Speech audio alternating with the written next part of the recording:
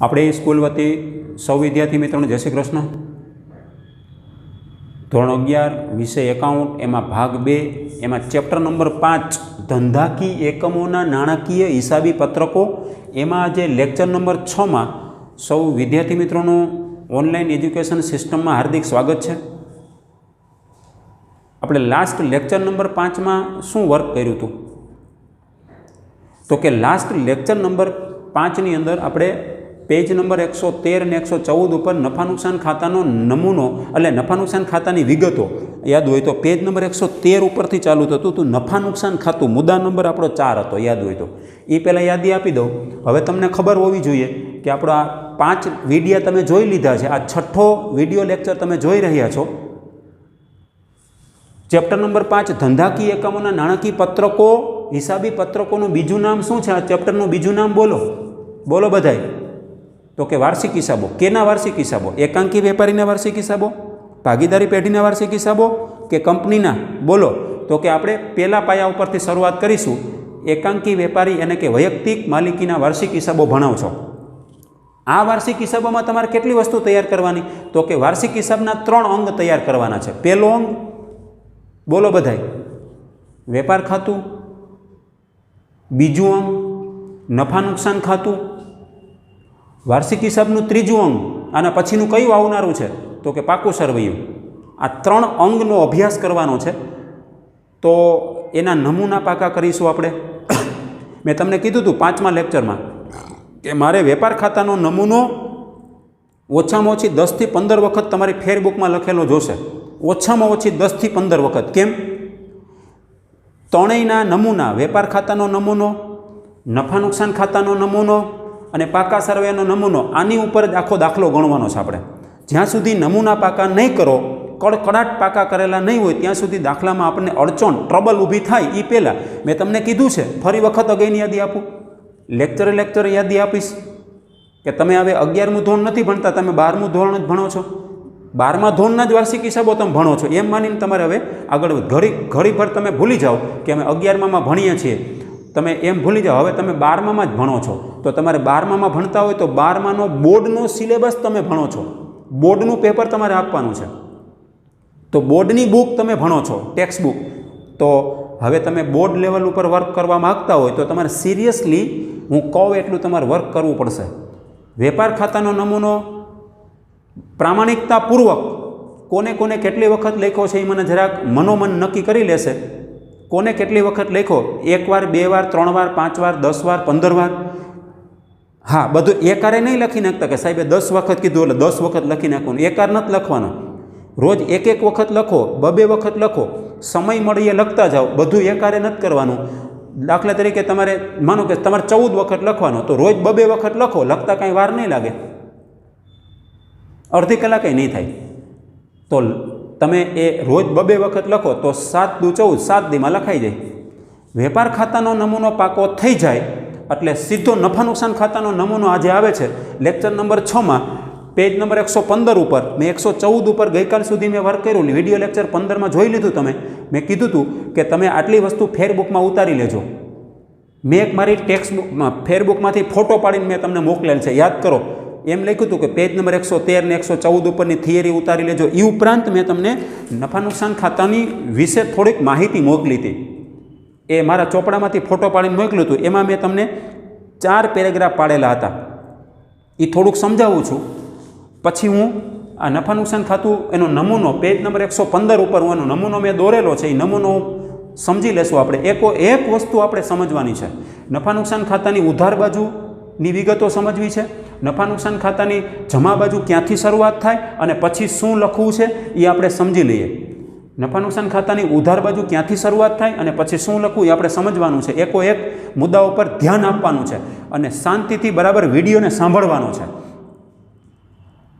મેં એમ લખ્યું હતું કે નફા નુકસાન ખાતું ઉપર એમ લખ્યું હતું કલર બોલપેનનો ઉપયોગ કરજો, ફેરબુકમાં ઉતારવાનું છે, એ તમને સમજાવું છું। તમારી પાસે આવી ગયું છે અને તમને મેં એમ કીધું હતું કે તમે વિડીયો લેક્ચર 5મો પૂરો થાય ને એટલે નફા નુકસાન ખાતાનો નમૂનો ઉતારી લેજો, પેજ નંબર 115, 116 ઉપર। આજે હું તમને એમાંથી જોઈને સમજાવવાનો છું। તમારે એમાં જોતું જવાનું છે પેજ નંબર 115 ઉપર, અને પછી હું સમજાવવાનો. પણ એ પહેલાં મેં તમને એક થિયરી મોકલી હતી, તમે ફેરબુકમાં ઉતારવાનું હતું. 4 પેરેગ્રાફ છે નફા નુકસાન ખાતાના. ફરી વખત સમજાવું છું તો કે નફા નુકસાન ખાતું કોઈ પણ ધંધાકીય એકમનો ચોખ્ખો નફો કે ચોખ્ખી ખોટ જાણવા માટે વર્ષના અંતે તૈયાર કરવામાં આવતા ખાતાને નફા નુકસાન ખાતું કહે છે. મેં તમને ફેરબુકમાં ઉતારવાનું કીધું હતું, ફોટો પાડીને મેં તમને મોકલેલ છે. કોઈપણ ધંધાકીય એકમનો ચોખ્ખો નફો કે ચોખ્ખી ખોટ જાણવા માટે વર્ષના અંતે તૈયાર કરવામાં આવતા ખાતાને નફા નુકસાન ખાતું કહેવામાં આવે છે. બીજા પેરેગ્રાફમાં લખ્યું છે કે આ ખાતાની ઉધાર બાજુ, એટલે આ ઉધાર બાજુ, આ ખાતાની ઉધાર બાજુ સૌપ્રથમ વેપાર ખાતેથી લાવેલ કાચી ખોટ નોંધાય છે. તમે આની પહેલાં કયું ખાતું દોરેલું હશે? નફા નુકસાન ખાતાની પહેલાં કયું ખાતું દોર્યું હશે? વેપાર ખાતાનું પહેલું વાર્ષિક હિસાબનું પહેલું અંગ વેપાર ખાતું દોરેલું હશે. તો વેપાર ખાતેથી લાવેલ કાચી ખોટ નોંધાય છે. જો વેપાર ખાતામાં કાચી ખોટ આવી હોય તો બેય ન આવે, બેમાંથી એક જ આવે. કાં કાચી ખોટ હોય અને કાં કાચો નફો હોય. તો ત્યાં જો કાચી ખોટ આવી હોય ને તો એ કાચી ખોટ તમારા નફા નુકસાન ખાતામાં સૌથી પહેલાં ઉધાર બાજુ નોંધાય છે. કાઉન્સમાં લખ્યું છે વેપાર ખાતેથી લાવ્યા.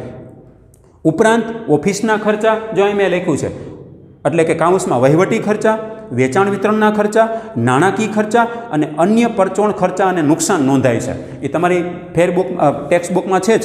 આ એનો નમૂનો છે, એની નમૂનાની અંદર જ એને ટાઇટલ આપેલા છે. સૌથી પહેલાં વહીવટી ખર્ચનું બીજું નામ બોલો, ઓફિસ ખર્ચા. ઓફિસ ખર્ચનું બીજું નામ બોલો, વહીવટી ખર્ચ. તો પહેલાં વહીવટી ખર્ચામાં કેટલી વસ્તુ આવે એ નોંધવામાં આવે છે. પછી વેચાણ વિતરણના ખર્ચા એ નોંધવામાં આવે છે. પછી નીચે લખ્યું નાણાકીય ખર્ચા એ નોંધવામાં આવે છે. પેજ નંબર 116 ઉપર જુઓ, અન્ય ખર્ચાને નુકસાન નોંધવામાં આવે છે. આ ચારેય વસ્તુ નફા નુકસાન ખાતાની ઉધાર બાજુ નોંધવામાં આવે છે. પછી આ ખાતાની જમા બાજુ, એટલે આ નફા નુકસાન ખાતાની જમા બાજુ સૌપ્રથમ વેપાર ખાતેથી લાવેલ કાચો નફો નોંધાય છે. જો વેપાર ખાતામાં કાચો નફો આવ્યો હોય તોની વાત છે. વેપાર ખાતામાં કાચી ખોટ આવી હોય તો કાચો નફો ન હોય, બેમાંથી એક જ હોય. તો કાચો નફો નોંધાય છે. વેપાર ખાતાની શરૂઆત, નફા નુકસાન ખાતાની શરૂઆત જમા બાજુથી હંમેશા કાચો નફો લખીને કરાય છે. આ ઉપરાંત ધંધાકીય એકમની વિવિધ પ્રકારની ઉપજો નોંધવામાં આવે છે. ધંધાકીય એકમની વિવિધ પ્રકારની ઉપજો, તો અહીંયા આપણે મેં ટાઇટલ આપ્યું છે, જુઓ શીર્ષક જુઓ, આવકોનું બીજું નામ ઉપજો નોંધાય છે. વિવિધ પ્રકારની ધંધામાં કેટલા પ્રકારની ઉપજ થઈ જોવામાં આવે છે. છેલ્લો પેરેગ્રાફ, આ મુજબની હિસાબી અસર આપ્યા બાદ, તમે બધી અસર આપી દીધી, ઉધાર બાજુ બધાય ખર્ચા લખી નાખ્યા, જમા બાજુ બધી આવકો ઉપજો લખી નાખી. એ અસર આપ્યા બાદ જો આ ખાતાનો જમા બાજુનો સરવાળો વધુ થાય તો, જો હવે સરવાળાની વાત આવી, આ ખાતું બંધ કરવાની વાત આવી, નફા નુકસાન ખાતું તમે બંધ કરશો તો કાંઈક પરિણામ આવશે એનું. આપણે જોયું પહેલા પેરેગ્રાફમાં કે નફા નુકસાન ખાતું બંધ કરો એટલે ચોખ્ખો નફો અથવા ચોખ્ખી ખોટ બેમાંથી એક જ આવશે.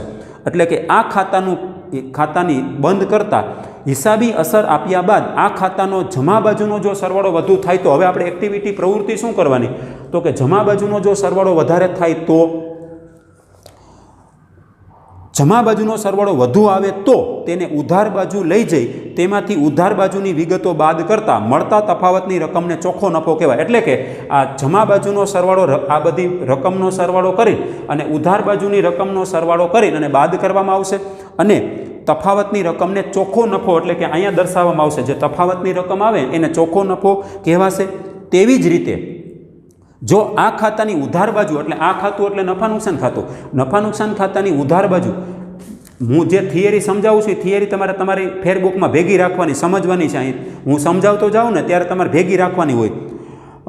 આ ખાતાની ઉધાર બાજુનો સરવાળો વધુ હોય, એટલે આ ઉધાર બાજુનો સરવાળો વધુ હોય તો તેને જમા બાજુ લઈ જઈ તેમાંથી જમા બાજુની વિગતો બાદ કરતાં, એટલે ઉધાર બાજુનો સરવાળો વધારે હોય, આ રકમનો સરવાળો વધારે હોય તો એમાંથી જમા બાજુની રકમનો સરવાળો બાદ કરતાં તેને જમા બાજુ લઈ જઈ તો જેને જમા બાજુની વિગતો બાદ કરતાં મળતી તફાવતની રકમને ચોખ્ખી ખોટ કહેવામાં આવે છે. એટલે કે તમારી તફાવતની રકમ તમે જ્યાં અહીં મૂકો છો ને એને ચોખ્ખી ખોટ કહેવામાં આવે છે.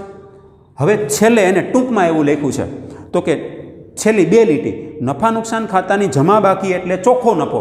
વેપાર ખાતાને યાદ કરો, આપણે વેપાર ખાતામાં મેં તમને શીખવાડ્યું કે વેપાર ખાતાની જમા બાકીને કાચો નફો કહેવાય, વેપાર ખાતાની ઉધાર બાકીને કાચી ખોટ કહેવાય.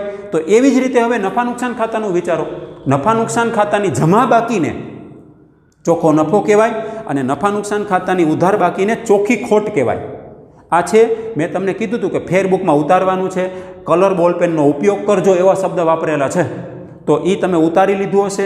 તે પછી તમે તમારો નમૂનો નફા નુકસાન ખાતાનો નમૂનો ઉતાર્યો હોય છે ફેરબુકમાં. એ ફેરબુકમાં જે ઉતાર્યો હોય ને, અથવા તો તમારી પાસે ટેક્સ્ટ બુક છે જ, એ પેજ નંબર 115 ઉપર દરેક વિદ્યાર્થી હશે. અત્યારે પેજ નંબર 115 ઉપર અને પેન્સિલ હાથમાં જ રાખશે. તો હું તમને નફા નુકસાન ખાતાનો નમૂનો સમજાવું છું. જો અહીં બોર્ડ ઉપર લખ્યું પેજ નંબર 115 ઉપર એ નમૂનો છે, અને બાકીનો નમૂનો પેજ નંબર 116 ઉપર છે. પેજ નંબર 115 નફા નુકસાન ખાતાનો નમૂનો. હવે એનું ટાઇટલ આપણે આપી દઈએ. તો કે ટાઇટલ શું આપવાનું? ટાઇટલ એટલે મથાળું. મથાળાના માર્ક મળશે તમને બોર્ડની દ્રષ્ટિએ. 11 માર્કનો દાખલો ફરજિયાત છે આ. અને એના ટાઇટલ જે લખો છો ને આ ઉપર, શ્રી ખાલી જગ્યાનું તારીખ ખાલી જગ્યાના રોજ પૂરા થતા વર્ષનું નફા નુકસાન ખાતું. તમે આની પહેલાંના શું દોરતા હતા? વેપાર ખાતું. તો અહીં લખતા હતા વેપાર ખાતું. હવે તમે શું દોરવા માગો છો? તો કે નફા નુકસાન ખાતું. તો ટાઇટલ આપવાનું, માલિકનું નામ, શ્રી ખાલી જગ્યાનું તારીખ. અહીં 31 માર્ચ જ આવશે આ જગ્યાએ. 31 માર્ચ ફાઇનલ. 31/3/2018, 2019, 2020, 2021 એવું ના રોજ પૂરા થતા વર્ષનું નફા નુકસાન ખાતું. તો આ ખાતું છે, પાછળ જો ખાતું શબ્દ આવે છે, તો ખાતું શબ્દ આવે તો એની ઉપર તમારે ઉધાર જમા લખવું ફરજિયાત છે. કેમ કે ખાતું છે એટલે ખાતાના નિયમો લાગુ પડે, રૂલ્સ ઓફ ડેબિટ ક્રેડિટ લાગુ પડે, ઉધાર જમાના નિયમો લાગુ પડે. તો ડાબી બાજુનો ભાગ છે આ, એને ઉધાર સાઈડ કહેવાય. આ જમણી બાજુનો ભાગ છે આ, એને જમા બાજુ કહેવાય. તો કે ઉધાર અને જમા એવા બે ભાગ પડે છે. આ ઉધાર સાઈડ છે, ઉધાર સાઈડ વિગત રકમ, જમા સાઈડ વિગત રકમ. હવે તમારે આ વિગતના ખાનામાં શું લખવાનું છે અને રકમના ખાનામાં શું લખવાનું છે? પાછું જમા બાજુ જાઓ ત્યારે વિગતના ખાનામાં શું લખવાનું છે અને રકમના ખાનામાં શું લખવાનું છે? તો તમારી પાસે નમૂનો તો છે, પેજ નંબર 115 ઉપરનો નમૂનો છે. એ નમૂના પ્રમાણે જ તમારે લખવાનું છે. એ નમૂનો કડકડાટ પાકો કરવાનો છે.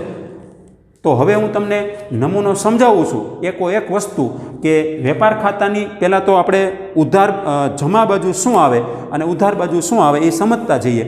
તો સૌથી પહેલાં વેપાર ખાતાની નફા નુકસાન ખાતાની જમા બાજુ સમજાવું છું. તો નફા નુકસાન ખાતાની જમા બાજુ શું આવે? તો કે આ જમા બાજુની વિગતો તમને સમજાવું. પહેલાં આવકો લખવાની છે, એ સરળતાથી તમને સમજાઈ જશે. તો કે નફા નુકસાન ખાતાની જમા બાજુ સૌથી પહેલાં તમારે અહીંયા આવકો લખવી પડે. તો ખર્ચ હોય તો આવકોય હોય, આવકો હોય તો ખર્ચાય હોય. જે તે હિસાબી સમયગાળાની આવકો લખવાની છે અને જે તે હિસાબી સમયગાળાના ખર્ચા લખવાના છે. એટલે કે 12 માસનો સમયગાળો આની ઉપર આવશે. કેટલા માસનો? 12 માસનો હિસાબી સમયગાળો લેવાનો થશે. અને હિસાબી વર્ષના અંતે એ ઉપજના ખાતા એટલે કે આવકના ખાતા અને ખર્ચના ખાતા બંધ પણ થઈ જશે. ખર્ચના ખાતા અને ઉપજના ખાતા એ કાચા ખાતા છે, બરાબર સમજો. ખર્ચના ખાતા, પછી ઉપજના ખાતા અને માલના ખાતા. યાદ રાખજો, માલના ખાતા. તો આ 3 પ્રકારના ખાતા તમારે જોવાના છે. માલના ખાતા ક્યાં લખાય? તો કે વેપાર ખાતામાં. એ તમે વેપાર ખાતું જોઈ લીધું. વેપાર ખાતામાં માલના ખાતા ક્યાં ક્યાં આવે? તમે ભણી ગયા, પેટા નોંધ શીખી ગયા. ખરીદ નોંધ, વેચાણ નોંધ, ખરીદ પરત નોંધ, વેચાણ પરત નોંધ, અન્ય રીતે ગયેલ માલ, એ બધું તમે ભણી ગયા. એ માલના ખાતા છે. ખરીદ ખાતું, વેચાણ ખાતું, ખરીદ પરત ખાતું, વેચાણ પરત ખાતું, એ માલના ખાતા વેપાર ખાતામાં જાય. પછી હવે ક્યાં ખાતા આવ્યા?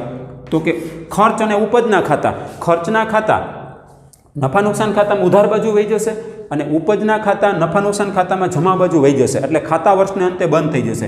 આ ત્રણેય ખાતા છે ને એ કાચા ખાતા કહેવાય. કેવા? કાચા ખાતા. કેમ કાચા ખાતા? એટલા માટે કે વર્ષને અંતે તમે એને જે આખા વર્ષમાં જે ખાતા ઉદ્ભવ્યા હોય એને વર્ષને અંતે એ જ સમયગાળા દરમિયાન તમે એને બંધ કરી દો, એને કાચા ખાતા કહેવામાં આવે છે. કાચા ખાતા 3 પ્રકારના છે, માલના, ખર્ચના અને ઉપજના. તો તમને એમ થાય પાકા ખાતા ક્યાં હશે? તો પાકા ખાતા 2 છે. એક મિલકતના ખાતા અને વ્યક્તિના ખાતા. આ 2 પ્રકાર જે બતાવે છે, મિલકતના ખાતા પ્લસ વ્યક્તિના ખાતા, એ પાકા ખાતા છે. કેવા? આ પાકા ખાતા છે. તો પાકા ખાતા હોય તો એનું ખાતું વર્ષને અંતે બંધ થતું નથી, પણ એક હિસાબી સમયગાળામાંથી બીજા હિસાબી સમયગાળામાં એને ટ્રાન્સફર કરી લેવામાં આવે છે. પછી પાછા એમાંથી આગળના હિસાબી સમયગાળા માટે ટ્રાન્સફર કરો, પછી પાછું એનાથી આગળના સમય, એમ એ ખાતા ક્યારેય બંધ થતા જ નથી. મિલકતના ખાતા અને વ્યક્તિના ખાતા એક ખાતામાંથી એક પાકા સર્વેમાંથી બીજા પાકા સર્વેમાં, બીજામાંથી ત્રીજા, એમ દર વર્ષે એવરી યર, વર્ષ ટુ વર્ષ, એક વર્ષમાંથી બીજા વર્ષ, બીજા વર્ષમાંથી ત્રીજા વર્ષ, એમ સતત ચાલુ ને ચાલુ રાખવાના છે. ટૂંકમાં ક્લોઝ કરવાના નથી. વ્યક્તિના મિલકતના ખાતા અને વ્યક્તિના ખાતા એ બંધ કરવાના નથી, એ બે પાકા ખાતા છે. જ્યારે આ ત્રણ પ્રકારના ખર્ચના ખાતા, ઉપજના ખાતા અને માલના ખાતા, એ ત્રણેય કાચા ખાતામાં આવે છે. કાચા ખાતા જે તે હિસાબી સમયગાળા દરમિયાન એને બંધ કરી દેવામાં આવે છે. આગળના વર્ષે લઈ જવામાં આવતા નથી, ત્યાં ને ત્યાં એને બંધ કરી દેવામાં આવે છે. તો હવે આપણે ખર્ચના ખાતા અને ઉપજના ખાતા જોવા છે. માલના ખાતા તો જોઈ લીધા. આ વ્યક્તિના ખાતા અને મિલકતના ખાતામાં પાકા સર્વેમાં દર્શાવવામાં આવશે. જેટલી મિલકત છે ધંધા પાસે, ધંધાના નામ ઉપર, અને જેટલું દેવું અને લેણું છે એ બધું પાકા સર્વેમાં દર્શાવવામાં આવશે. આના પછીનો નમૂનો આવશે આપણો ત્રીજો, નફા નુકસાન ખાતાનો નમૂનો. એમાં મિલકતોના ખાતા અને વ્યક્તિના ખાતા જવાના છે. અત્યારે તો આપણે ખર્ચ અને ઉપજના ખાતા જોવા છે. ચોક્કસ હિસાબી સમયગાળાની ઉપજો જોવી છે અને ચોક્કસ હિસાબી સમયગાળાના ખર્ચ જોવા છે. દાખલા તરીકે 1/4/2018ની આવકો અને 1/4/2018થી 31/3/2019 સુધીની આવકો, અને એ જ હું જે ગાળો બોલ્યો એ જ ગાળાની સામે ખર્ચા. તો પહેલાં ઉપજો જોઈ લઈએ. તો ઉપજો જમા બાજુ હોય, કેમ કે ઉપજની બાકી જમા હોય. કાચા સર્વેના ચેપ્ટરમાં જોવા મળ્યું, 9મા ચેપ્ટરમાં જોવા મળ્યું, ખાતાવહી ખતવણીમાં મોસ્ટ ઓફ ખાતાની બાકી નિશ્ચિત જ હોય છે. મોસ્ટ ઓફ ખાતું તમે બંધ કરો એટલે ખાતાની બાકી આવી, ખાતાની બાકી ઉપરથી જ ખબર પડી જાય છે કે ખાતાની બાકી મોસ્ટ ઓફ ખાતાની, દાખલા તરીકે મિલકતની બાકી ઉધાર જ હોય, ખર્ચની બાકી ઉધાર જ હોય, દેવાની બાકી જમા જ હોય, લેણાની બાકી ઉધાર જ હોય, આવું અગાઉથી ઉપજની બાકી જમા જ હોય. તો મોસ્ટ ઓફ ખાતા દેવું લેણું બનતું હોય, ઉધાર જમા થતું હોય, તો આપણને ખબર છે એ બંને પલ્લા ભેગા જ રાખવાના છે, બેલેન્સથી હાલવાનું છે. આપણે કોઈ વન વે નથી કરવાની. તો આપણે અત્યારે ઉપજના ખાતા તરફ આગળ વધવું છે. ઉપજના ખાતાની બાકી હંમેશા જમા હોય, તો જે જમા હોય ને જેની બાકી, એ નફા નુકસાન ખાતામાં તમારે જમા બાજુ લખવાની છે. તો પેજ નંબર 115 ઉપર છે, આટલી જ બાકી છે ખાલી. તો એટલું હું આજે સમજાવવાનો છું. તો સૌથી પહેલાં આવકો, એની આગળ જુઓ મળેલ એવું લખ્યું છે, મળેલ વટાવ. ધ્યાન રાખજો, મળેલ વટાવ. તો આ શું છે મળેલ વટાવ? એક વસ્તુ તમને સમજાવું છું. મળેલ વટાવ નફા નુકસાન ખાતામાં કઈ બાજુ આવે? બોલો બધાય. તો કે જમા બાજુ આવે. યાદ રાખતું જવાનું છે. કડકડાટ આ પાકા નફા નુકસાન ખાતાનો નમૂનો હું સમજાવીને પૂરો કરું ત્યાર પછી તમારે લખવાનું ચાલુ કરવાનું છે, અને મારે એ પાક્કું કરેલું જોશે. તો અત્યારે હું જમા સાઈડથી સમજાવું છું. મળેલ વટાવ, આપણે વટાવ શબ્દ આવી ગયો, પહેલા ચેપ્ટરમાં જ આવી ગયો, યાદ હોય તો. નામાના મૂળ તત્વો ભાગ 1 પારિભાષિક શબ્દમાં જ આવી ગયો. વટાવ શબ્દ ખરીદી અને વેચાણ શબ્દમાંથી જ ઉદ્ભવે છે. આપણે ત્યાંથી શરૂઆત કરી હતી, યાદ હોય તો. વટાવ બે પ્રકારના હોય છે, વેપારી વટાવ અને રોકડ વટાવ. વેપારી વટાવની ચોપડે નોંધ થતી નથી, આપણને ખબર છે. તો ચોપડે નોંધ કેની થાય? રોકડ વટાવની. રોકડ વટાવ પાછો આપણે ખબર છે કે એમાં ઉપજ અને ખર્ચના સંદર્ભમાં આપણે જોયું, યાદ હોય તો. આમ નોંધના ચેપ્ટરમાં આવ્યું, આપણો રીત નંબર 1 આપણે આવતી હતી એની અંદર, કે વેપારી વટાવ, રોકડ વટાવ અને કસરના વ્યવહારો યાદ કરો. એમાં વેપારી વટાવની ચોપડે નોંધ થતી નથી. વેપારી વટાવ કુલ રકમ ઉપર ગણાય છે, છાપેલી કિંમત ઉપર ગણાય છે. પછી રોકડ વટાવ માત્ર રોકડ વ્યવહારમાં જ ગણાય છે. અને રોકડ વટાવ બે સંદર્ભમાં વિચારી શકાય, ખરીદી વખતે અને વેચાણ વખતે. મળેલ વટાવ અને આપેલ વટાવ. મળેલ વટાવ ખરીદી વખતે હોય ને આપેલ વટાવ વેચાણ વખતે હોય. જ્યારે આપણે પૈસા લેવાના હોય અને ઓછા લઈએ તો તેને આપેલ વટાવ કહીએ. જ્યારે આપણે કોકને ચૂકવવાના હોય અને ઓછા ચૂકવીએ તો તેને મળેલ વટાવ કહેવાય. જ્યારે નાણાંની જાવક થતી હોય ત્યારે મળેલ વટાવ હોય. જ્યારે નાણાંની આવક થતી હોય ત્યારે આપેલ વટાવ હોય. યાને કે ખરીદી વખતે આપણે મળેલ વટાવ હોય અને વેચાણ વખતે આપેલ વટાવ હોય. એટલે કે એક બાજુ વેપારીઓ છે, એક બાજુ ગ્રાહકો છે. અત્યારે મળેલ વટાવ છે તો અહીંયા મળેલ વટાવ હશે, તો અહીંયા આપેલ વટાવ આવશે. મળેલ વટાવ એ ધંધાની ઉપજ છે. કેમ કે આપણે જે ચૂકવવાના હતા, માનો કે મારે એને સામેની વ્યક્તિને 25,500 ચૂકવવાના હતા અને મેં એને 25,000 ચૂકવ્યા. કેટલા?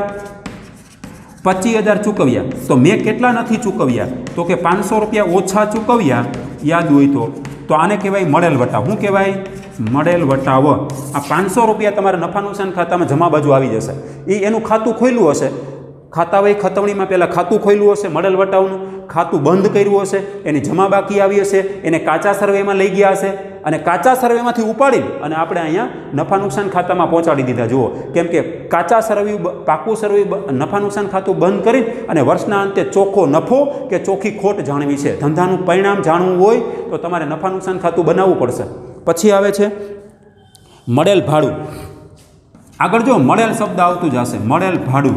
તો મળેલ ભાડું આપણે ક્યાંકથી કોઈક આપણે મિલકત ભાડે આપી હોય કે કોઈક આપણે એને સેવા આપી હોય તો આપણને ભાડું મળે. ભાડું એ સેવાનો વ્યવહાર છે.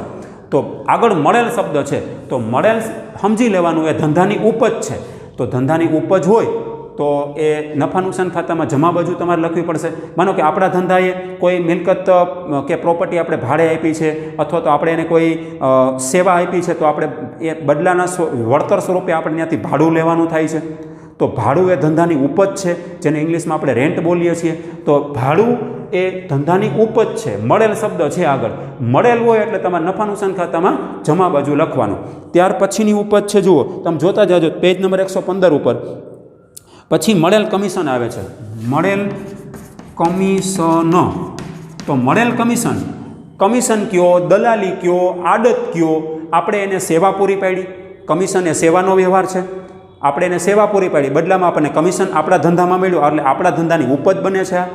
તો વાર્ષિક હિસાબો તૈયાર કરતી વખતે મળેલ કમિશન ક્યાં લખવાનું? ધંધાની ઉપજ છે. ઉપજ હોય એટલે નફા નુકસાન ખાતામાં જમા બાજુ લખી નાખો. માનો કે આખા વર્ષની આપણને ઉપજ 5,000 રૂપિયા થઈ છે તો 5,000 ધંધાની ઉપજ કહેવાય, ધંધાની આવક કહેવાય. આવક હોય તો નફા નુકસાન ખાતામાં જમા બાજુ લખી નાખો એટલે તમારે અહીંયા અમાઉન્ટ લખી નાખવાની. પછી આવે છે મળેલ દલાલી. અહીં લખવાનું છે મળેલ દલાલી. તો મળેલ દલાલી, દલાલીનું બીજું નામ કમિશન છે. તમે કમિશન કહો કે દલાલી બે એક જ કહેવાય. બ્રોકરેજ કહેવાય. ઇંગ્લિશમાં આપણે બ્રોકરેજ બોલતા હોય. બ્રોકરેજ એટલે દલાલી. તો કમિશન એના જેવો જ બીજો શબ્દ છે દલાલી, અને દલાલી એના જેવો જ અથવામાં ઓરમાં પર્યાય શબ્દ આવે કમિશન. આપણે કોઈને આપણે બ્રોકરેજ આપણે લેવાની કેમ થાય? આપણને મળેલ દલાલી કેમ? તો કે આપણે સેવાનો લાભ એને લીધો છે. તો આપણી સેવાનો સામેની વ્યક્તિએ લાભ લીધો તો ત્યાંથી આપણને દલાલી મળવાની છે. તો દલાલી એ ધંધાની ઉપજ છે. ઉપજ હોય તો તમારે નફા નુકસાન ખાતામાં જમા બાજુ લખી નાખવાની થાય, કેમ કે ધંધાની ઉપજ છે. કાચા સર્વેમાં આપેલી જ હશે જમાખાનામાં. ત્યાર પછી મળેલ આડત. મળેલ આડત. મળેલ આડત એ તઈને એક જ થાય. તમે કમિશન કયો અથવા દલાલી કયો અથવા આડત કયો, તમારે કોલેજ લેવલ ઉપર આ શબ્દ પાછો આવશે આડતો. આડત એટલે શું? આડત એટલે દલાલી, દલાલી એટલે કમિશન. તો એ આડત આમ હાઈફાઈ શબ્દ છે. એનું ઉદાહરણ તમને આપું. આડત એટલે શું એમ કે કોલેજ લેવલ ઉપર પણ આવે છે કે દાખલા તરીકે કોઈ જથ્થાબંધ વેપારી ઉત્પાદક હોય. માનો કે કાનપુરની અંદર ચપ્પલ પ્રખ્યાત છે, ચપ્પલ, બૂટ ચપ્પલ આપણી ભાષામાં. એ ત્યાંના પગરખા ત્યાં કાનપુરની અંદર બને છે. હવે જ્યાં બને છે, મેન્યુફેક્ચરિંગ થાય, પ્રોડક્શન થાય, ત્યાંનો જે મેન્યુફેક્ચરર છે એ વ્યક્તિ એવું નક્કી કર્યું કે આપણા જે ચપ્પલ કે બૂટ કે જે કાંઈ છે એ વેચાય છે, શૂઝ.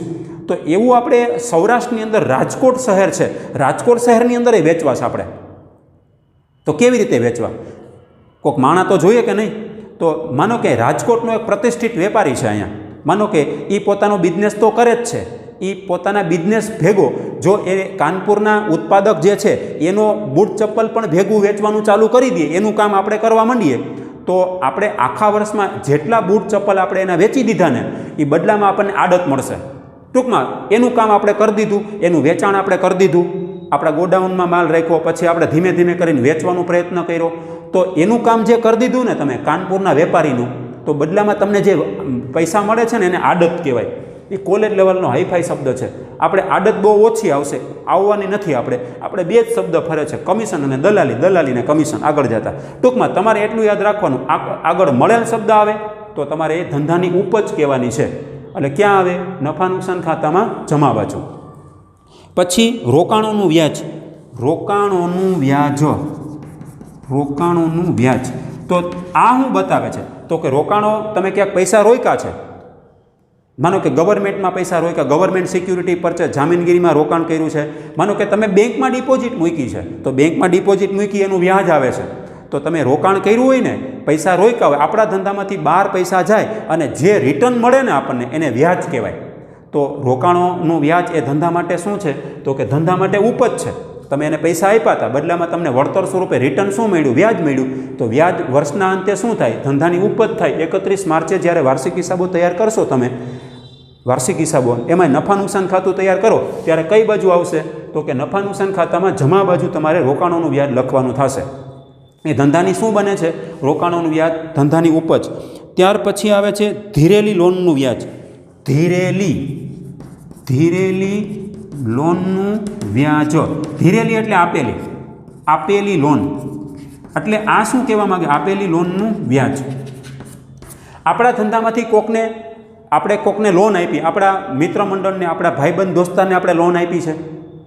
તો આપણે કોકને લોન આપી, આપણા ધંધામાંથી પૈસા ગયા છે. માનો કે મેં તમને 50,000ની લોન આપી છે, તો મારા ધંધા માટે તો લોનનું વ્યાજ આવક થાય ને, તમારા માટે લોનનું વ્યાજ ખર્ચ થાય. તો મેં તમને ધીરેલી લોન કહેવાય, એને કહેવાય આપેલી લોન. આપણે આ મુદ્દો આમનોંધના ચેપ્ટરમાં આવી ગયો છે.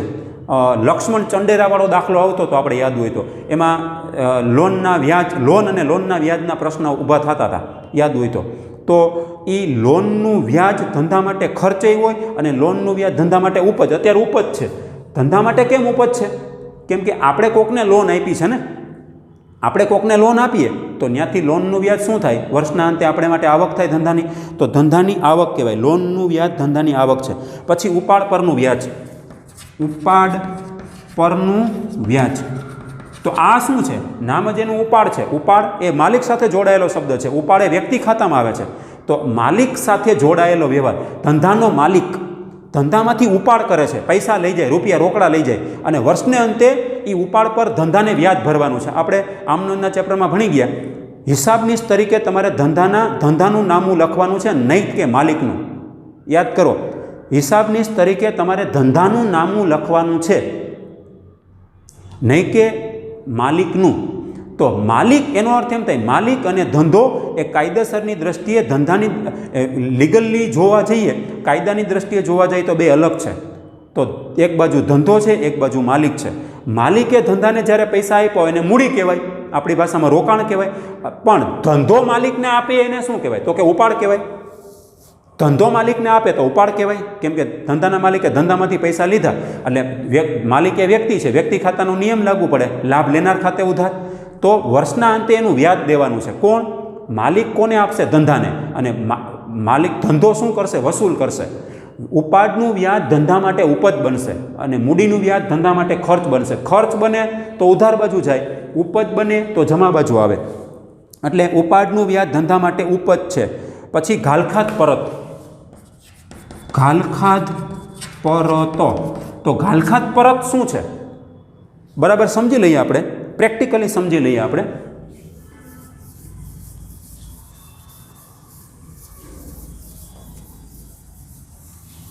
દાખલા તરીકે આ ઘાલખાદ અનામત શબ્દ નથી. આપણે ઘાલખાદ અનામત શબ્દ હોત આવવાનો છે. ઘાલખાદ શબ્દ આવશે, ઘાલખાદ અનામત શબ્દ આવશે, અને ઘાલખાદ પરત શબ્દ આવશે. બરાબર સમજો. તો આ ઘાલખાદ પરત છે. ઘાલખાદ પરતો એટલે ઇંગ્લિશમાં એને બેડ ડેપ રિટર્ન કહેવાય. બેડ ડેપ એટલે ઘાલખાદ અને રિટર્ન એટલે પરત. ઘાલખાદ પરત. ઘાલખાદ એ ઘાલખાદ શબ્દ તો તમે સાંભળીને આવો છો, પહેલા ચેપ્ટરમાં ભણી ગયા. પારિભાષિક શબ્દોના ચેપ્ટરમાં ભણી ગયા. નામું ભાગ 1માં યાદ કરો તો પારિભાષિક શબ્દમાં ઘાલખાદ પારિભાષિક શબ્દ ટર્મિનોલોજી આવતો. ઘાલખાદ એ ધંધાનું શું છે? તો કે ધંધાનું એક તો નુકસાન છે. હવે આ ઘાલખાદ એ ધંધાનું નુકસાન છે એ વાત તો સાચી. આપણે કોઈ પાસે, આપણે કોકને દાખલા તરીકે ઉધાર વેચાણ કર્યું હતું. માનો કે 17,800 રૂપિયાનું આપણે ઉધાર વેચાણ કર્યું હતું. યાદ રાખજો, ઉઘરાણી આપણી 17,800નું ઉધાર વેચાણ કર્યું હતું આપણે. હવે એની શરત છે દાખલા તરીકે 1 મહિનામાં, 1 મહિનામાં આપણી ઉઘરાણી આવી જશે. હવે આપણે 1 મહિનો પૂરો થાય પછી, બરાબર સમજો, ઘાલખાદ પરત સમજાવું છું, આગળ જતાં 12મા ધોરણમાં કામ લાગશે. જો કે તમે 12મું જ ભણો છો, મેં તમને એમ જ કીધું છે અત્યારે. તો કે 17,800 રૂપિયાની આપણી ઉઘરાણી છે. આ શું છે? ઉઘરાણી. સમજો બરાબર. 1 મહિનાની મુદત છે. હું તમારી પાસે પૈસા માગું છું 17,800, તમારે આજથી 1 મહિના પછી મને દેવાના છે. 1 મહિનો પૂરો થઈ ગયો એટલે મેં તમને કીધી, તારીખ આવી ગઈ, ડ્યુ ડેટ કહેવાય એને, એ તારીખ આવી ગઈ એટલે મેં પૈસા માંગ્યા. તમે એમ કીધું કે પૈસા અત્યારે નથી અમારી પાસે, તો તો મેં કીધું કેદી દેવો, આર્થિક પરિસ્થિતિ નબળી છે, તો મેં કીધું કેદી દેવો, તમે એમ કે 1 મહિના પછી, એટલે પાછી 1 મહિનાની મુદત પડી, તો પછી 1 મહિના પછી મુદત પૂરી થઈ ગઈ, પાછું 1 મહિના પછી મેં પૈસાની ઉઘરાણી કરી, તો પૈસા લાવો મારા, તમે પૈસા, એમ કીધું કે સાહેબ પૈસા અત્યારે નથી, જોતા હોય તો 50% આપી દઈએ, અમારી પાસે બાકીના પૈસા નથી, એટલે આ 17,800ના એમાંથી 50% પૈસા તમે મને આપ્યા. હવે બાકીના 50% પૈસા ક્યારે લેવાના, તો કે હજી 1 મહિના પછી અમને મુદત આપો, તો પાછી મેં તમને મુદત આપી, તો પાછો મહિનો પૂરો થયો એટલે પાછી મેં ઉઘરાણી કરી, તો તમે એમ કીધું કે અમારી આર્થિક પરિસ્થિતિ નબળી છે, તમે જુઓ અમારી પાસે પૈસા છે જ નહીં, એટલે મેં પાછી મુદત નાખી. એમ કરતાં કરતાં કરતાં કરતાં વર્ષ પૂરું થવાને માનો કે 2 મહિનાની વાર હતી, એ પહેલાં મેં માગણી કરી, તો ઓલા 50%માંથી તમે મને 17,000 સુધી આપી દીધા, 17,000 સુધી થઈ ગયા, તો બાકીના 800 રૂપિયા હવે તમે મને કહી દેશો. મેં એમ કીધું તમે 17,000 તમારા મારી પાસે આવી ગયા છે, હવે બાકીના 800 રૂપિયા, હવે તો હિસાબો તૈયાર કરવાના 2 મહિનાની જ વાર છે, તો પાછો તમે એમ કીધું કે 800 રૂપિયા પછી થાય ત્યારે દઈ દેવું, વરસ પૂરું થાય એ પહેલાં દઈ દેશું, તો મેં પાછો મહિનાથી પછી ઉઘરાણી કરી, 2 મહિના પછી ઉઘરાણી કરી, તોય 31 માર્ચે મને પૈસા મળ્યા નહીં આ 800 રૂપિયા. એટલે શું કર્યું આપણે, એને ચોપડામાં ઘાલખાત, એટલે ઘાલખાત એ ધંધાનું નુકસાન છે, એટલે નફા નુકસાન ખાતામાં ઉધાર બાજુ લખી નાખ્યા, આ ઘાલખાત પડી, 800 રૂપિયા મળ્યા નહીં, 17,800માંથી 17,000 મળી ગયા, આખા વર્ષમાં ઉઘરાણી ચાલુ જ હતી, કટકે 17,000 રૂપિયા મને મળી ગયા, 800 રૂપિયા ન મળ્યા 31 માર્ચ 2020ના રોજ દાખલા તરીકે, તો એને 800 રૂપિયા ઘાલખાત તરીકે અહીંયા નફા નુકસાન ઉધાર લખી નાખ્યા. પછી વર્ષ પૂરું થઈ ગયું, 31/3/20 વર્ષ પૂરું, પછી નવું વર્ષ ચાલુ થઈ ગયું 1/4/2020, એપ્રિલ મહિનો આવી ગયો, 1 એપ્રિલ આવી ગઈ, વર્ષ ચાલુ થઈ ગયું, 800 રૂપિયા નુકસાન માની લીધું મેં, એટલે એ અત્યારે નુકસાન થઈ ગયું, 800 રૂપિયા ન મળ્યા એને નુકસાન કહેવાય, આને કહેવાય ડૂબેલું લેણું, વસૂલ ન થઈ શકે તેવી રકમ, એને ઘાલખાત કહેવાય. એ ઘાલખાત અહીંયા આપણે 800 લખી નાખ્યા. હવે એપ્રિલ મહિનો ગયો, મે મહિનો ગયો, અને 1/6/2020ના રોજ, બરાબર યાદ રાખજો, એટલે બરાબર 2 મહિના પછી એપ્રિલ અને મે, એટલે ચોથો ને 5મો મહિનો ગયો, એટલે 1 જૂને, એટલે કે 1/6/2020ના રોજ તમે મને આ 800 રૂપિયા આપવા આવ્યા. એટલે 800 રૂપિયા આપવા આવ્યા એ શેના હતા, તો કે આ સાહેબ ઓલા 800 રૂપિયા મારા દેવાના હતા બાકી, એટલે 800 રૂપિયા આલ્યો, એટલે તમે મને 800 રૂપિયા દીધા અને મેં લઈ લીધા, પણ ત્યાં હિસાબી વર્ષ તો પૂરું થઈ ગયું હતું ને, ઘાલખાત તરીકે માંડી પણ વાળ્યા હતા, હું તો યાદ નથી કરતો હવે, તો છતાં પણ મને 800 રૂપિયાની આવક થઈ, પણ હિસાબી વર્ષ બદલી ગયું છે. જોયું તો ગયા હિસાબી વર્ષની અંદર જે ઘાલખાત પડી હોય અને ચાલુ વર્ષે જે આપણને આવક થાય ને એ ઘાલખાતની જ, બરાબર યાદ રાખજો, જે ઘાલખાત પડેલી હોવી જોઈએ, જે ભૂતકાળમાં તમે માંડી વાળેલ હોવા જોઈએ. 800 રૂપિયા ભૂતકાળમાં માંડી વાળ્યા હોય, એ રૂપિયા પાછા આવે તો સમજી લેવાનું એને ઘાલખાત પરત કહેવામાં આવે છે. શું કહેવાય, તો ઘાલખાત પરત ધંધાની ઉપજ છે. સમજાઈ ગયું. ગયા વર્ષે આપણે માંડી વાળેલી રકમ એ ગ્રાહક આપણને દેવા આવે તો આપણે માટે ઘાલખાત પરત કહેવાય. ઘાલખાત પરત એ ધંધાની ઉપજ છે. પછી મિલકત વેચાણનો નફો, મિલકત વેચાણનો નફો, તો તમે કોઈ પણ મિલકત ધંધાની વેચો, મિલકત એ કાયમી મિલકત વેચો, વેચી નાખતા હોય, અને જો નફાથી વેચો, દાખલા તરીકે 1 લાખનું ફર્નિચર છે આપણા ચોપડા ઉપર, 1 લાખનું ફર્નિચર હોય અને આપણે એને દાખલા તરીકે 1,20,000માં વેચીએ તો નફો કેટલો થાય, તો કે 20,000 રૂપિયા નફો થયો કહેવાય. 1 લાખનું ફર્નિચર આપણે 1,20,000માં વેચીએ તો ઉપરના જે છે ને એ નફો કહેવાય. 1,20,000માંથી 1 લાખ બાદ કરો એ નફો કહેવાય. તો મિલકત વેચાણનો નફો એ આપણે માટે ઉપજ ગણાય, એટલે નફા નુકસાન ખાતામાં જમા બાજુ લખાય. પછી આવે છે પસ્તીના વેચાણની ઉપજ, પસ્તીના વેચાણની ઉપજ, એટલે આ શું કહેવા માગે, તમે છાપું મગાવતા હોય આપણી ભાષામાં, ન્યૂઝપેપર મગાવતા હોય અને એ ન્યૂઝપેપર પછી આપણે એની પસ્તીમાં આપણે રોજે રોજ આપણે પસ્તી દેવાનો જ, આપણે એની એક જગ્યાએ થપ્પો કરી નાખીએ અને પછી ભેગી થાય ને 1-2 મહિનાને 3 મહિનાની 4 મહિનાની 5 મહિનાની, અને પછી આપણે એને ક્યાં દઈ આવીએ, પસ્તીમાં આપી દઈએ, પછી તો એની કાંઈ જરૂર નથી. તો છાપું વંચાઈ ગયા પછી પસ્તી જ છે, એને પસ્તી તરીકે જ ઉપયોગ કરવાનો રહે. તો તમારા ધંધાની અંદર તમે જે છાપું મગાવો છો અને એ છાપું પછી મગાવ્યા પછી એક જગ્યાએ થપ્પા કરો છો અને પછી એક હારે તમે એને વેચી નાખો, 5 મહિના 6 મહિના વર્ષે વેચી નાખો, તો એ ધંધાની ઉપજ ગણાય. એટલે ધંધાની ઉપજ હોય તો ક્યાં આવે, નફા નુકસાન ખાતામાં જમા બાજુ ઉપજના ટાઇટલ નીચે લખવાનું પસ્તીનું વેચાણ. પછી ભંગારની ઉપજ એવું લખ્યું છે. તો ભંગાર, તો કોઈ આપણે ભંગાર વેચી નાખતા હોય, ભંગારની ઉપજ છે, તો આપણા ધંધામાં કાંઈ એવો સ્ક્રેપ માલ પડ્યો હોય તો આ લગભગ તો આગળ જતાં ક્યાંય આવવાનું નથી તમારે. ભંગારની ઉપજ એ તમે કોઈ આપણા ધંધો કરતા હોય અને એની અંદર કોઈ વધારાની વસ્તુ ભંગાર તરીકે આપણે કાઢી નાખેલી હોય વસ્તુ, તો એ પછી ક્યારેક એવો સમય આવે તો એ કાર્ય એક જગ્યાએ આપણે ભેગી કરી રાખી હોય અને પછી ઓલો ભંગારવાળો આવે એટલે આપણે એને ભંગારમાં દઈ દેતા હોય. તો એ ભંગારની જે ઉપજ કરી હોય એ ક્યારેક જ થાય, એ વારંવાર ન થાય. ટૂંકમાં આ બધી આવકો નફા નુકસાન ખાતામાં જમા બાજુ લખતા હોય એના ભેગું તમારે ભંગારની ઉપજ લખી નાખવાની. પછી પરચોણ આવક, અહીં છેલ્લે પરચોણ આવક હજી એક લખવાની છે. અને પરચોણ આવક એટલે શું? પરચુરણ આવક, જે ઉપરની આવકો જે મેં બતાવી છે, આ બધી આવકો નફા નુકસાન ખાતામાં જમા બાજુ જે મેં બતાવી એના સિવાયની કોઈ આવક થાય છે? પરચોણ આવક એટલે એના સિવાયની કોઈ આવક હોય તો તમારે નફા નુકસાન ખાતામાં જમા બાજુ લખવાની થાય.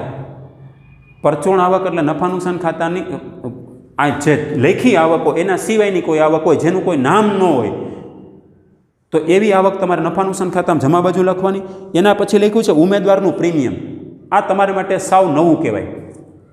એમાં ઉમેદવાર શબ્દ આવ્યો. ઉમેદવારને ઇંગ્લિશમાં કેન્ડિડેટ કહેવાય અને પ્રીમિયમને પ્રીમિયમ કહેવાય. કેન્ડિડેટ પ્રીમિયમ એમ કહી શકાય. ઉમેદવારનું પ્રીમિયમ એટલે શું? બરાબર સમજવા જેવો મુદ્દો છે. તમે હજી સુધી આ શબ્દ સાંભળ્યો ન હોય, કદાચ સાંભળ્યો હોય તો ખબર જ ન હોય. તો હવે તમારે સમજવાનું છે. મેં તમને કીધું કે તમે 12મા ધોરણના સ્ટુડન્ટ છો, હવે સિરિયસલી બરાબર સમજવાની કોશિશ કરો. તો કે ઉમેદવારનું પ્રીમિયમ એ ધંધાની શું બતાવે છે? તો કે ઉપજ બતાવે. કેમ ઉપજ બતાવે છે? તો કે એનું લાઈવ ઉદાહરણ તમને આપું. દાખલા તરીકે હું સીએ છું, ચાર્ટર્ડ એકાઉન્ટન્ટ છું. હું સીએની પેઢી ચલાવું છું, સીએ ચાર્ટર્ડ એકાઉન્ટન્ટ છું. અને તમે દાખલા તરીકે સીએનું ભણો છો. દાખલા તરીકે સામે વિદ્યાર્થી સીએનું ભણે છે, તો એ સીએ ભણતા ભણતા કોઈ ચાલુ પેઢીની અંદર એને પ્રેક્ટિસ કરવા જવું પડે. એટલે હું સીએ છું, તમે મારો કોન્ટેક્ટ કર્યો કે તમારે આટલા કલાકની તમારે ભેગું ટ્રેનિંગ લેવાની છે અથવા તો શીખવું છે. તો તમે મારી પેઢીની અંદર આવ્યા એટલે તમે મને વાત કરી કે અમારે સીએનું શીખવું છે. મેં કીધું કેમ? તમે એમ કીધું કે અમે સીએનું ભણીએ છીએ, હવે અમે સીએની ફાઇનલ એક્ઝામ પાસ કરવાના છીએ. આટલી એક્ઝામ પાસ થઈ ગયા, સીએ ઇન્ટર પાસ થઈ ગયા, ફાઉન્ડેશન પાસ થઈ ગયા. તો હવે સીએનું શીખવા માટે સીએની પેઢીમાં જવું પડે, પ્રેક્ટિકલ જ્ઞાન લેવા માટે. તમે મારી પેઢીની અંદર આવ્યા શીખવા માટે, તો તમે મારા શીખાવ ઉમેદવાર બનો છો, એટલે કે ઉમેદવાર તમે બની ગયા. તો મારી પેઢીમાં તમારે કેટલા વર્ષ શીખવું છે? તમે એમ કીધું કે 3 વર્ષ શીખવાડો. તમારે મારી પેઢીમાં 3 વર્ષ શીખવાનું થશે. તો મેં એમ કીધું કે તમારે મને 15,000 રૂપિયા આપવા પડશે. એટલે મારે માટે ઉમેદવારનું પ્રીમિયમ પેઢી માટે ધંધાની ઉપજ થઈ. તમારે મને મહિના 1 વર્ષના 5,000 રૂપિયા, 3 વર્ષના 15,000 રૂપિયા મને આપવા પડશે. તો તમે મને જે આવક આપો છો ને, મારા માટે એ ઉમેદવારનું પ્રીમિયમ એટલે કે ધંધા માટે, મારા માટે એટલે ધંધા માટે એ ધંધાની ઉપજ બને છે. એટલે નફા નુકસાન ખાતામાં જમા બાજુ ઉમેદવારનું પ્રીમિયમ લખવાનું થશે. બહુ ઓછું આવે છે પણ બહુ ઓછું, ક્યાંય આવશે જ નહીં એમ કહું છું અત્યારે. ઉમેદવારનું પ્રીમિયમ એટલે કોઈ વ્યાવસાયિક પેઢીની અંદર કોઈ કેન્ડિડેટને શીખવા જવાનું હોય, શીખવું હોય, તો બદલામાં જે પૈસા પેઢીને મળે છે શીખવાડે, એના બદલામાં જે ચાર્જ લે છે ને કોઈ પેઢી, વકીલની પેઢી હોય, ચાર્ટર્ડ એકાઉન્ટન્ટની પેઢી હોય, જેમ ડૉક્ટર હોય તો ડૉક્ટર ભેગું ઇન્ટર્નશીપ કરવી પડે. તમને ખબર છે એ પ્રેક્ટિકલ જ્ઞાન મેળવવા જવું પડે. પ્રેક્ટિકલ જ્ઞાન લેવાના પૈસા છે એટલે પેઢીને ઉપજ થાય. આ ઉમેદવારને બધું શીખવાડવામાં આવશે, કેમ કે એમનેમ શીખવાડવાતું નથી, કેમ કે એને પૈસા મળે છે. તો પેઢી માટે ઉપજ થાય, તો એને કહેવાય ઉમેદવારનું પ્રીમિયમ. તો ઉમેદવાર એટલે કેન્ડિડેટ જે શીખવા આવે પેઢીમાં, એને ઉમેદવારનું પ્રીમિયમ કહેવાય. એટલે ધંધા માટે ઉપજ થાય એટલે નફા નુકસાન ખાતામાં જમા બાજુ લખાય. પછી છેલ્લે લખી છે કાચી ખોટ, ચોખ્ખી ખોટ મૂડી ખાતે લઈ ગયા. તો કઈ બાજુનો સરવાળો વધારે હોય? તો કે ઉધાર બાજુનો સરવાળો વધારે હોય તો જ તફાવત અહીં ઉધાર બાજુ આવે ને. તમે સમજો, આ ઉધાર બાજુનો સરવાળો વધારે હોય તો તફાવત અહીંયા આવે કે ન આવે? તો એટલે એ ઉધાર બાજુનો સરવાળો વધારે હોય એટલે એને ઉધાર બાકી કહેવાય. જમા બાજુનો સરવાળો વધારે હોય તો જમા બાકી કહેવાય. તમને ખબર છે કે ઉધાર બાજુનો જો સરવાળો વધારે હોય તો તફાવત જમા બાજુ આવે, અને જો જમા બાજુનો સરવાળો વધારે હોય તો તફાવત ઉધાર બાજુ આવે. તો તમારે હવે શું કરવાનું? ઉધાર બાજુનો સરવાળો વધારે છે એમ માની અને તમારે અહીંયા તફાવત પાડવો પડશે. તફાવતની રકમને ઉધાર બાકી કહેવાય. નફા નુકસાન ખાતાની ઉધાર બાકીને શું કહેવાય? તો આપણા ચોપડામાંથી મેં ફોટો પાડ્યો તો યાદ હોય તો એ તમને પીડીએફમાં મોકલ્યો તો. નફા નુકસાન ખાતાની ઉધાર બાકીને ચોખ્ખી ખોટ કહેવાય. શું કહેવાય? ચોખ્ખી ખોટ. તો તમારે એ લખવાનું થશે નફા નુકસાન ખાતાની ઉધાર બાકીને અને જમા બાકીને શું કહેવાય? નફા નુકસાન ખાતાની જમા બાકીને શું કહેવાય? આ પ્રશ્ન છે. જવાબ ચોખ્ખો નફો કહેવાય. આ જવાબ નફા નુકસાન ખાતાની જમા બાકી, જમા શબ્દ આવે ને જમા એટલે તમારે ચોખ્ખો નફો બોલવાનો. ઓકે, નંબર 2 ઉપર નફા નુકસાન ખાતાની ઉધાર બાકીને શું કહેવાય?